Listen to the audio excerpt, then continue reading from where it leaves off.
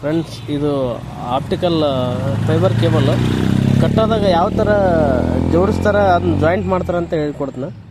ಕಟ್ಟಾದಾಗ ಬರೀ 2 ಪೀಸ್ ಮಾತ್ರ ಇರ್ತಾವೆ ಕೇಬಲ್ದು. ಅದನ್ನ ಅದನ್ನೆಲ್ಲ ಪ್ರಿಪ್ರೇಷನ್ ಮಾಡ್ಕೊಂಡ್ಮೇಲೆ ಈ ಥರ ರೆಡಿ ಆಗುತ್ತೆ. ಈ ಥರ ಬಾಕ್ಸಲ್ಲಿ ಒಳಗಡೆ ಹಾಕ್ತೀವಿ. ಆ ಬಾಕ್ಸ್ ಒಳಗಡೆ ಈ ಥರ ಇರ್ತಾವೆ ಫೈಬರ್ಸ್. ಇದು ಒಂದೊಂದು ಟ್ಯೂಬಲ್ಲಿ ಇಲ್ಲಿ ಕಾಣುತ್ತಲ್ಲ, ಇದು ಟ್ಯೂಬು. ಒಂದೊಂದು ಟ್ಯೂಬಲ್ಲಿ 12 ಫೈಬರ್ ಇರ್ತವೆ. ಇದು 1ನೇ ಟ್ಯೂಬು, ಇದು 2ನೇ ಟ್ಯೂಬು, ಇದು 3ನೇ ಟ್ಯೂಬು, ಇದು 4ನೇ ಟ್ಯೂಬು. ಇದು ಬಿಡ್ರಿ, ಇದು ಚಿಕ್ಕ ಕೇಬಲ್ ಎಕ್ಸ್ಟ್ರಾ ಹಾಕಿದ್ದೀವಿ. ಈ ಸಣ್ಣ ಕೇಬಲ್ದು ಈ ಥರ ಇರ್ತದೆ ಫೈಬರ್. ಇದು 4ನೇ ಟ್ಯೂಬು, ಇಲ್ಲೇನೇ ಕಾಣುತ್ತಲ್ಲ ಬ್ರೌನು, ಇದು 4ನೇ ಟ್ಯೂಬ್ ಫೈಬರ್ಸ್.